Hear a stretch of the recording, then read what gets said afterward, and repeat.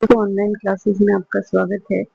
तो आज हम देखेंगे मानव का विकास, इवोल्यूशन ऑफ ह्यूमन के क्वेश्चंस को, इम्पोर्टेंट क्वेश्चंस को एग्जाम में बहुत ज्यादा ये पूछे जाते हैं। तो देखिए, क्रो-मैग्नन मानव की कपाल क्षमता कितनी है? तो 800 घन सेंटीमीटर, 900 घन सेंटीमीटर, 16 घन सेंटीमीटर, 600 घन सेंटीमीटर। तो इसकी हो जाएगी 16 घन सेंटीमीटर। क्रो-मैग्नन मानव की कपाल क्षमता जो है 1600 घन सेंटीमीटर थी। कुछ आदि मानव की क्रेनियल कैपेसिटी निम्न है। होमो हैबिलस 700 सीसी, जावा का कपी 700 से 1100 सीसी, निएंडरथल मानव 1400 से 1450 सीसी, होमो सेपियस सेपियस 1350 से 1500 सीसी, क्रो-मैग्नन 1600 सीसी। अतः मैग्नन की कपाल क्षमता अधिक है। यह मनुष्यों के सबसे करीबी पूर्वज माने जाते हैं। निम्नलिखित में से मनुष्य का सबसे निकट संबंधी है ओरगुटान, जावा मानव, क्रो-मैग्नन मानव और हीडलबर्ग मानव। तो ये हो जाएगा क्रो-मैग्नन मानव। मस्तिष्क के आकार के अभूतपूर्व वृद्धि हुई है। रामापिथिकस और ऑस्ट्रेलोपिथिकस और क्रो-मैग्नन, होमो इरेक्टस और होमो निएंडरथल और होमो सैपियंस। तो ऑस्ट्रेलोपिथिकस और क्रो-मैग्नन मानव में मस्तिष्क के आकार का एक असाधारण वृद्धि हुई है। यह मस्तिष्क का आकार जो है मनुष्य में अनुसरण करते हैं। निएंडरथैलिसिस में 1400 सीसी का मस्तिष्क का आकार था। होमो सैपियंस में 1300 से 1400, ऑस्ट्रेलोपिथिकस में 350 से 450 सीसी, क्रो-मैग्नन 1600 सीसी, होमो इरेक्टस 950 सीसी। किसकी कपाल क्षमता सबसे अधिक है? होमो सैपियंस सैपियंस की, निएंडरथल की, पैकिंग मानव की, क्रो-मैग्नन मानव की। तो क्रो-मैग्नन मानव की।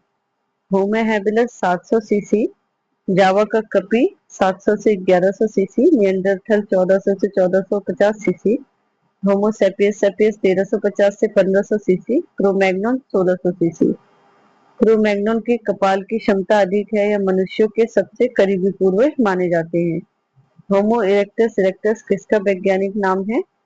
तो पैकिंग और जावा मानव का, निएंडरथल मानव का, एकल मानव का, जावा मानव का। तो यह है आपका जावा मानव का। क्रो-मैग्नन मानव दिखाई देते हैं लोअर प्लेस्टोसीन में, मध्य प्लेस्टोसीन में, ऊपरी प्लेस्टोसीन में या प्लायोसीन में। तो ये दिखाई देते हैं आपको लोअर। क्रो-मैग्नन मानव जो है मध्य प्लेस्टोसीन में दिखाई दिया। प्लेस्टोसीन को कई चरणों में बांटा गया है। ग्लोसियन, कैम्ब्रियम, कैलाब्रियम और मध्य प्लेस्टोसीन। क्रो-मैग्नन की ऊंचाई 180 सेंटीमीटर, कपाल गुहा 1650 सेंटीमीटर, चौड़ा अग्र सिर, धनुष्काकार। आधुनिक मानव के विकास में कुछ प्रसिद्ध जीवाश्म है: निएंडरथल, होमो इरेक्टस, क्रो-मैग्नन, ऑस्ट्रेलोपिथेकस। तो सबसे पहले है ऑस्ट्रेलोपिथेकस, फिर है आपका होमो इरेक्टस, फिर है आपका निएंडरथल और लास्ट में क्रो-मैग्नन। तो ऑप्शन नंबर बी आपका सही होगा। होमोनिडी जीवाश्म लूसी का संबंध है और ऑस्ट्रेलोपिथेकस रोबर्टसन से, ए एफ्रेसिस से, ए अफ्रीकैनस से और ए बोरिसी से। तो जो है इसका किससे है? आपका ए एफ्रेसिस से। निएंडरथल मनुष्य के उत्तराधिकारी थे। The successor of Neanderthal man was Java man, Cro-Magnon man, Peking मानव, ऑस्ट्रेलियाई। तो इसके कौन थे आपके? क्रो-मैग्नन मानव।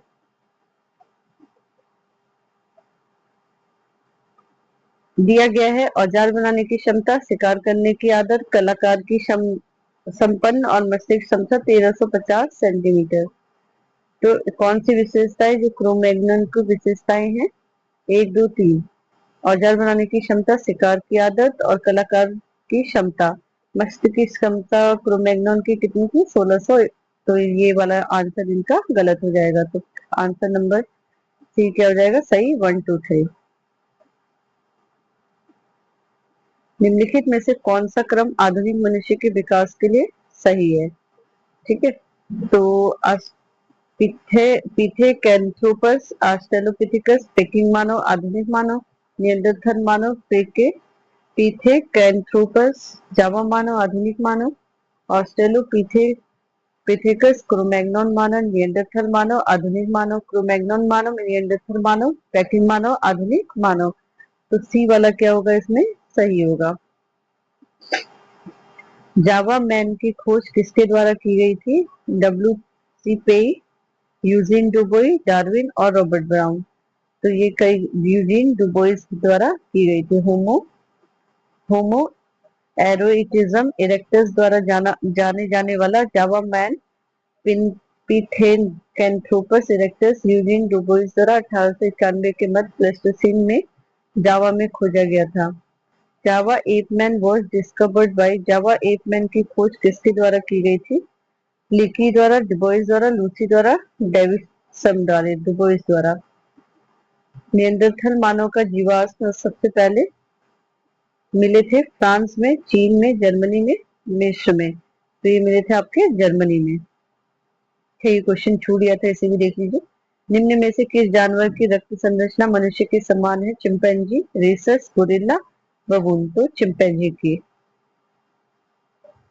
प्रथम मनुष्य की उत्पत्ति हुई थी प्लायोसीन युग में। निम्नलिखित में से कौन सा सेट आधुनिक मानव के विकास का सही अनुक्रम प्रतिनिधित्व करता है? निएंडरथल आदमी, ऑस्ट्रेलोपिथेकस, क्रो-मैग्नन, फिर आपका आरलेथिपस, होमो इरेक्टस, निएंडरथल मानव, क्रो-मैग्नन, आधुनिक मानव, homo erectus, Australopithecus, Neanderthal, Cro-Magnon और आधुनिक मानव। Australopithecus, Neanderthal, Cro-Magnon, homo erectus, आधुनिक मानव। मेरे ख्याल से सी वाला homo erectus, Australopithecus, Neanderthal, Cro-Magnon and आधुनिक मानव। सॉरी, ये आपका बी वाला ऑस्ट्रेलोपिथेकस, होमो इरेक्टस, निएंडरथल मानव, क्रो-मैग्नन और आधुनिक मानव। तो बी आंसर आपका सही होगा।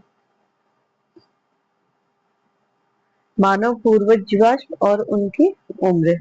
कूट 1 को कूट 2 से सुमेलित करना। होमोसेपियंस 1 मिलियन, ऑस्ट्रेलोपिथेकस 2 मिलियन, और पिथेनोथ्रोपस 10 मिलियन, सिनेंथ्रोपस 4.5 मिलियन। तो होमोसेपियंस जो है 10 मिलियन वर्ष पहले मिलता था। ऑस्ट्रेलोपिथेकस जो है वो मिलता था आपका 2 मिलियन। फिर आपका पिथेकेंथ्रोपिकस 4.5 हजार और सिनेंथ्रोपस 1 मिलियन। क्रो-मैग्नन था फलाहारी, मांसाहारी, शाकाहारी, सर्वाहारी। तो क्रो-मैग्नन जो था ओमनिवोर था, सर्वाहारी था। रंगीन सेलचित्र पहले संभव किसके द्वारा निर्मित थे? जावा, पैकिंग, निएंडरथल, क्रो-मैग्नन। तो क्रो-मैग्नन के। एकलौता बानर जो इंडो मलय बेल्ट में पाया जाता था, गोरिल्ला, ऑरंगुटान, चिंपैंजी, गिब्बन। तो गिब्बन। गिब्बन जो था सुमात्रा, बोर्नियो आदि द्वीपों पर पाया जाता था। निम्नलिखित में से किस प्रारंभिक मनुष्य का कंकाल आधुनिक मनुष्य के कंकाल से लगभग अविभेदित है? पैकिंग, क्रो-मैग्नन, निएंडरथल, जावा। तो क्रो-मैग्नन। जावा मानव का अन्य नाम है पिथेकेंथ्रोपस इरेक्टस, होमो इरेक्टस, होमो हैबिलस। तो ये है ए और बी दोनों।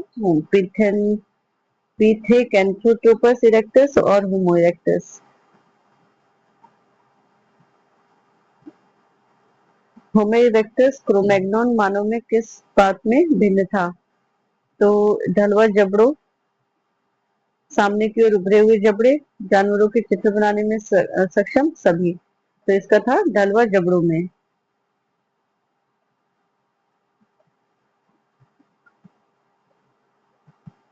ठीक है, तो होमो इरेक्टस जो था प्लास्टोसीन युग में 5 से 15 लाख वर्ष पूर्व के इसके जीवाश्म मिले हैं और इन सबको एक ही जाति होमो इरेक्टस में रखा गया है। इनके प्रमुख उदाहरण है जावा मानव, इसका नाम पिथेकेंथ्रोपस इरेक्टस रखा गया है।